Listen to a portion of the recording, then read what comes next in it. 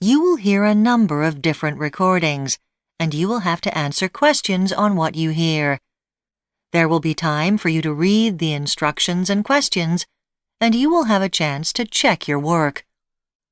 All the recordings will be played once only. The test is in 4 parts. Write all your answers in the listening question booklet. At the end of the test, you will be given 10 minutes to transfer your answers to an answer sheet. Now turn to Part 1 on page 2 of your question booklet.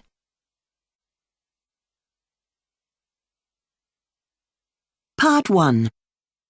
You will hear a conversation between a travel agent and a student who is planning a trip abroad. First, you have some time to look at questions 1 to 6.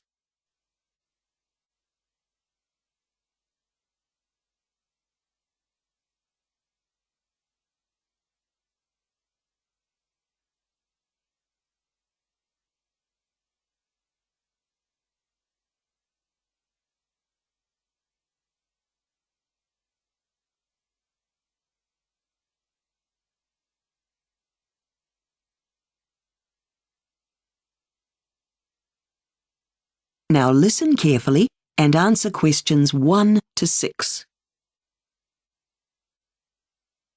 Hello, how can I help you?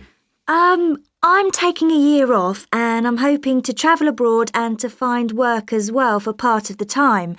I know you specialise in student travel and work placements, so... That's right. We can help you arrange your travel and set up a job for you. But first of all, I need some personal details, and then we'll match your details against our database to see what's available work-wise. Great. OK. Your full name? Sarah Brown. Date of birth? March the 30th. Oh, I'm the 31st. 1988. And your address? 21 Waverley Road, Radstone, RD4 6WV. And a contact telephone number, please. I can give you my mobile number. 0903 775115. Fine. Now, tell me where you plan to travel to, and I'll see how I can help. Well, I'd like to go to Northern Europe. Have you been there before? No, I know Southern Europe quite well, as I've been there with my family. We always went by plane, but now I can choose. I'd like to go by train so I can stop off whenever I want. OK. Now, just as important, what sort of work have you got in mind? Well, I thought about hotel work because then I might get accommodation with the job, and I'd like to work for about half the year. That sort of work is usually quite competitive. Perhaps you should consider an alternative just in case. Such as? Well, lots of students like to work on a farm, and we have lots of requests from people looking for student workers for a few weeks at a time throughout the year. You can generally earn quite good money if you're willing to work fairly long hours. Before you hear the rest of the conversation, you have some time to look at questions 7 to 10.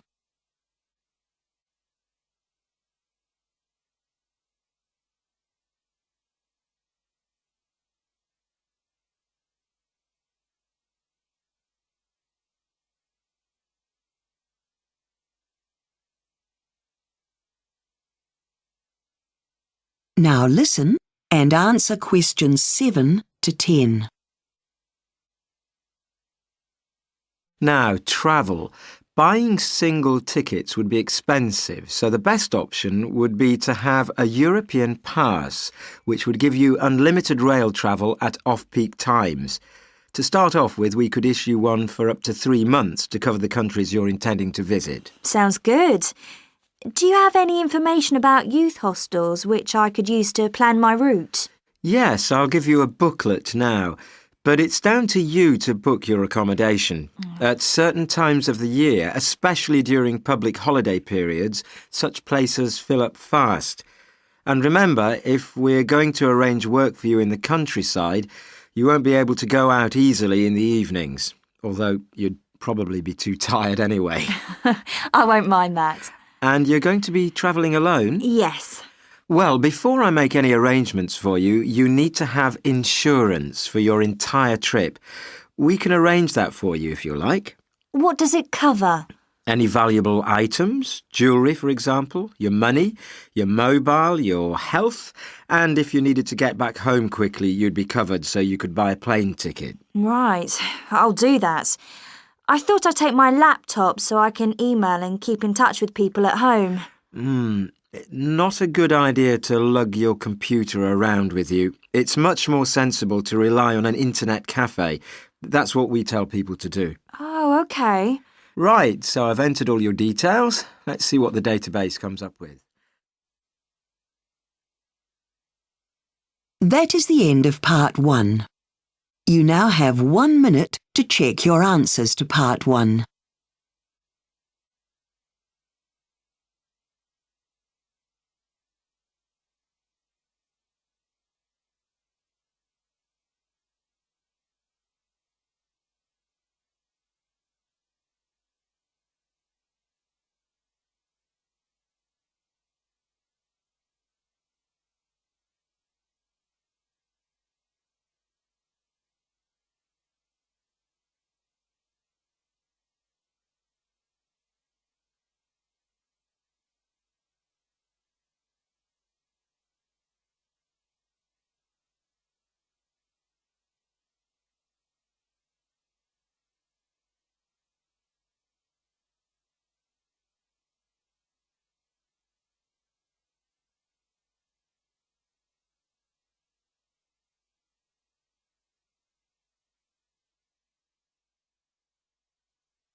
Part 2. You will hear a radio host interviewing a restaurant manager called Claire about afternoon tea at a hotel. First, you have some time to look at questions 11 to 14.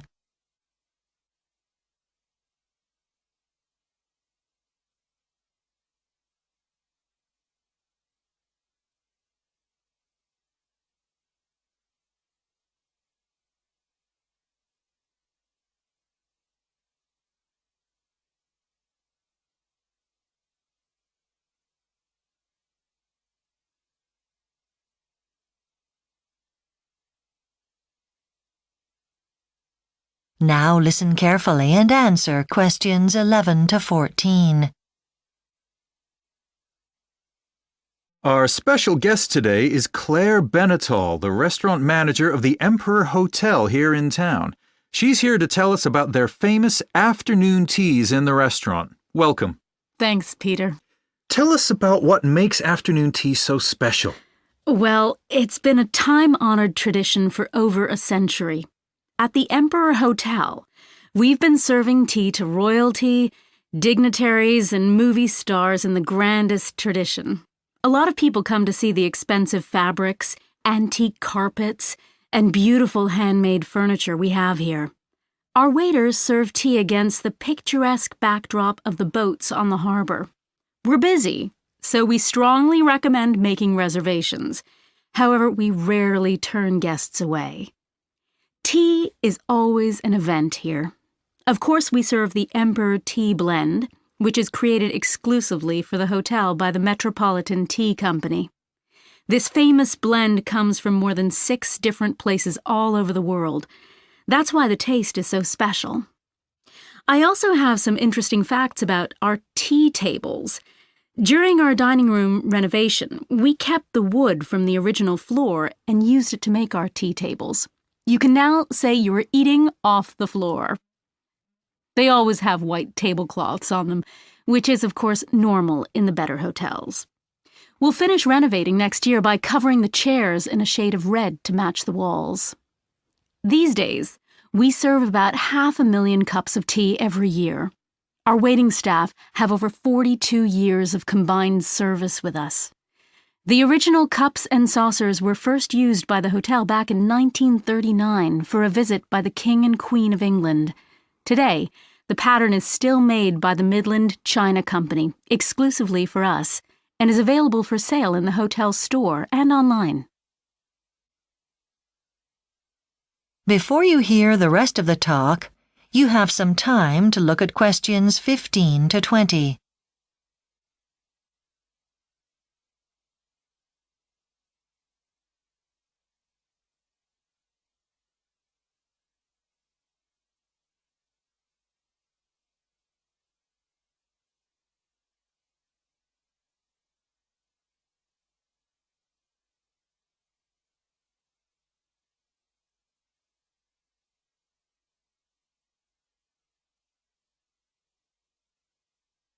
Now listen and answer questions 15 to 20. Would you describe your afternoon tea parties for our listeners? Sure. The hotel has several different kinds of tea parties. We have a special afternoon tea for children, known as the playtime tea. Children can enjoy bubblegum tea and cookies inside a little children's castle. We give them crowns and dress-up clothes to wear. This gives them the experience of being kings and queens. Our bridal tea can be customized for any upcoming marriage. It's a traditional afternoon where women, friends, and family get together and shower the bride with gifts. Our photographer will be there to take many pictures of the best moments of the day, to remind the bride and her friends of something special that they can look back at. The summer tea is served out in the lovely hotel grounds. We spread a souvenir blanket for you under a tree.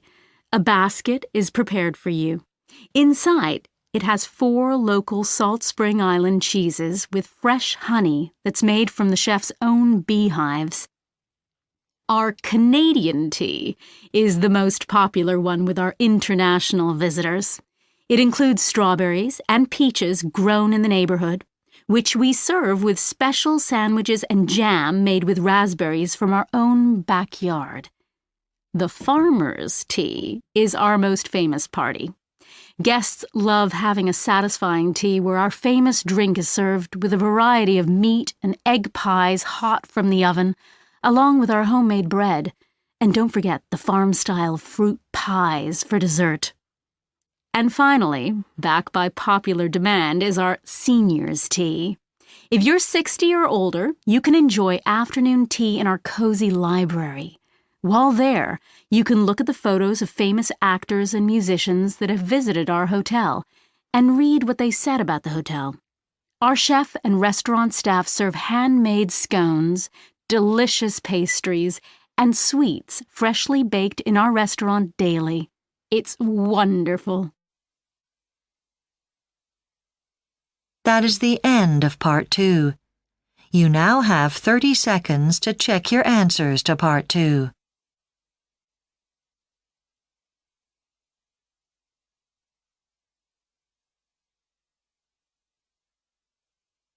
Part 3. You will hear a tutor discussing a report on a geography field trip with a student called Charlotte. First, you have some time to look at questions 21 to 26.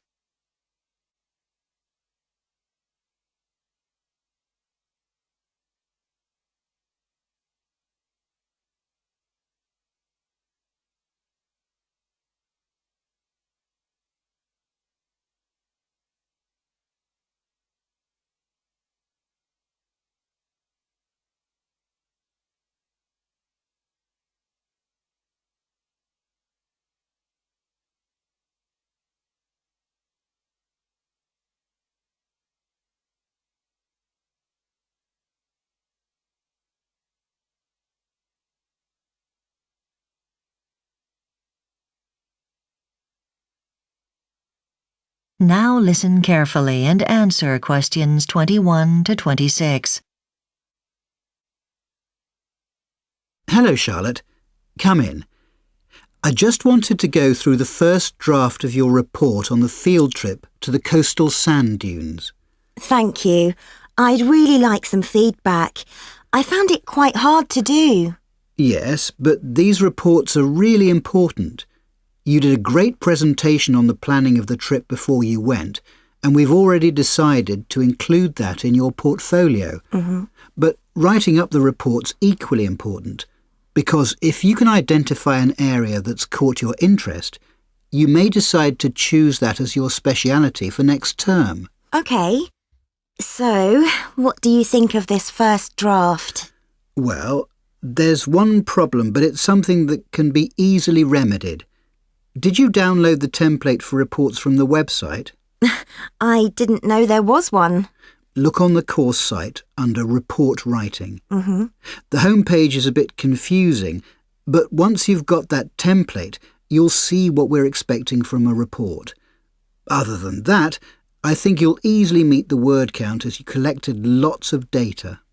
Now, first tell me, how did your group go about choosing the exact location? It's important to explain that in the report.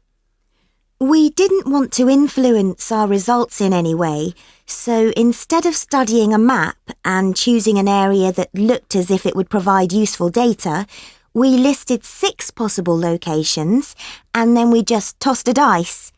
We ended up with an area just south of the jetty, nice and easy to get to. And what did you personally see as your main aim during the field trip? Well, we were looking at coastal sand dunes and analysing whether there's any marked change in vegetation type and coverage as you go inland. And although we'd been told that one of the main objectives was to use the fieldwork techniques we'd learnt about, I wanted to look at soil structure. The others were focusing on things like the range of species and the density of the vegetation. Interesting. And in the group I was working in, there were people from another college. Can I include their data in my report? Well, what are the advantages of doing that? Well, we all looked at the same area of land, so they didn't collect any different data. But by adding theirs, it gives me a bigger sample, and that must make the results more reliable. That's how you can really test a hypothesis, I think. Good point. So include it. Now, let's look at the introduction in a bit more detail. Your reasons for carrying out the study are fully described, as are the ways you collected your information. Then you go on to the measurements you took. Was that easy to do? Some of them took longer than others. For example, getting the proportion of sand to vegetation. But I soon got used to the equipment and could get the elevation of the sand dunes quite quickly. It was funny to see some people trying to measure how high plants were as the plants waved about in the wind. I can imagine. Before you hear the rest of the discussion, you have some time to look at questions 27 to 30.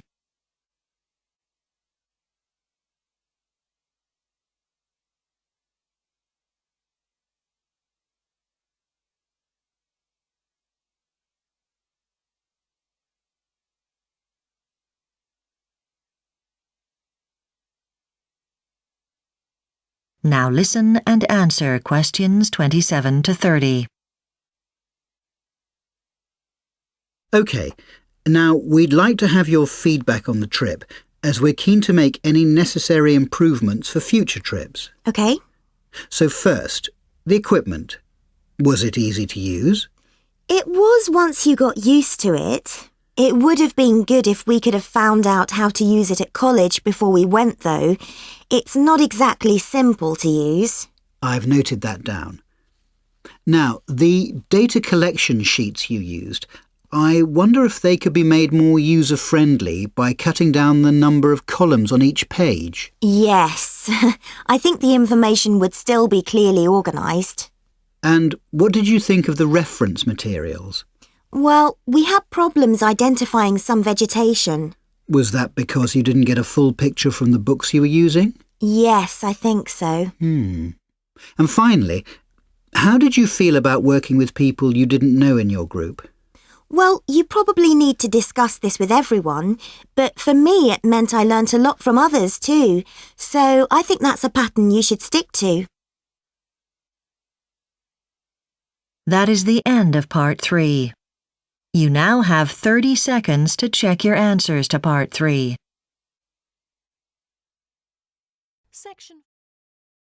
Part 4. You will hear part of a lecture in a business class talking about a global petrol company, Telsa's expansion and its future development. First, you have some time to look at questions 31 to 40.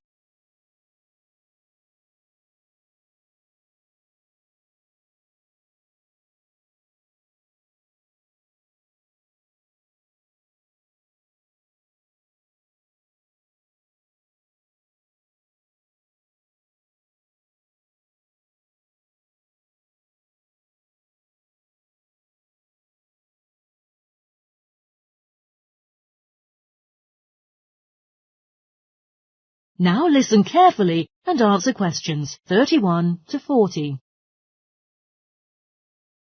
Welcome, ladies and gentlemen, to the second lecture in our series on chain stores in the UK. Today, I'll be focusing on a very successful global petrol company called Telsa, paying particular attention to their expansion and future development. There will be time for questions at the end, so please refrain from interrupting during the talk. When it was founded, the company was a family-run organisation with only one shop, open in a small town in southern England.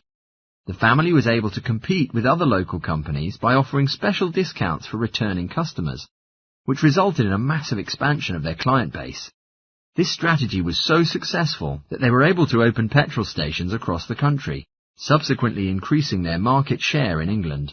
Within a decade, Telsa was running establishments throughout the UK, including Wales and Scotland. By comparing the sales income from all of their stores, they were able to collect data that highlighted which areas were the most profitable stations in the south of Scotland.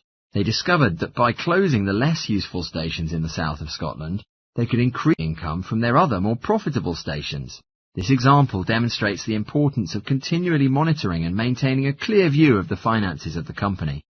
Once the expertise required to run the company had exceeded the abilities of the family, they needed to hire professional consultants. After assessing the company's financial statements, the consultants advised that Telsa close the head office of the convenience stores in Oxford. They deemed the head office unnecessary and identified it as a financial drain on the company, as the premises were expensive to run and generated no income. To avoid firing any employees, they transferred over 200 staff to other offices and retrained them to carry out their new roles. Now that Telsa had conquered the petrol market in the UK, they were able to branch out into other niche areas that offered prospects for profits. They realized that they could establish a new environmentally friendly brand image by selling fresh food in their convenience stores that had been grown by local farmers. This strategy would not only broaden the scope of the company, but also help to strengthen its relationships with local communities. Every year, Telsa holds a meeting in London, where all of the consultants and managers meet to discuss plans for development and improvement. These meetings are essential to the evolution of the company, as feedback is heard from all levels of the organisation, from the sales staff to the CEOs. They did this by assigning every manager the task of holding staff discussions, at which ideas and concerns would be passed on for evaluation at the meeting.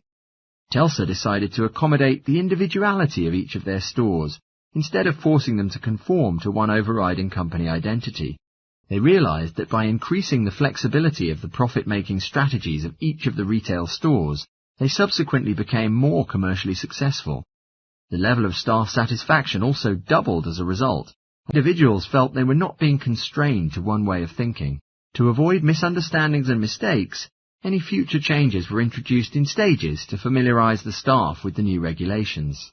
Now, it's time to conclude the lecture for today, so I will leave you with some food for thought before you go.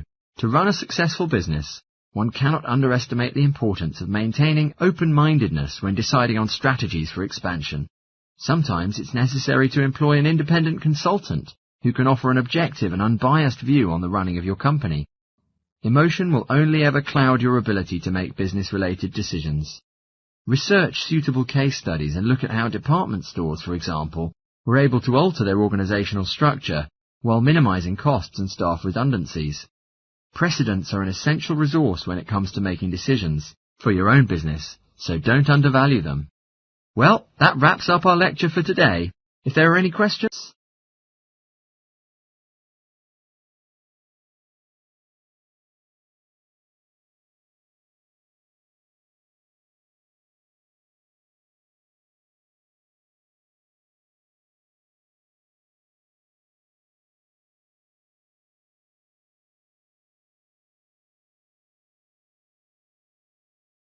That is the end of part 4. You now have 1 minute to check your answers to part 4. That is the end of the listening test. In the IELTS test, you would now have 10 minutes to transfer your answers to the answer sheet.